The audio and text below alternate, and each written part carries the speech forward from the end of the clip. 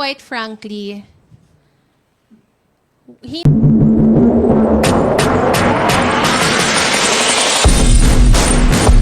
Kamusta and the Master Pahayag ni Zamora.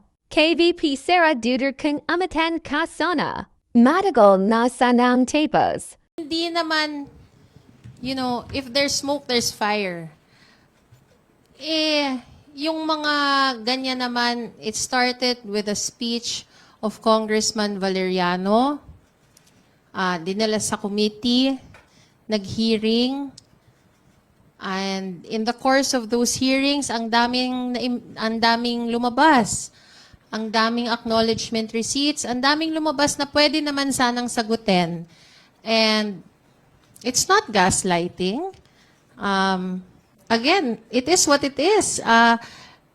Ang dami, hindi naman, di ba, kami, nagpapagod kami, nagpupuyat kami para silipin yung mga dokumento na yon para isa-isahin. And ang dami naming nakikita. In fact, marami pa kaming nakita na hindi pa namin na itatanong.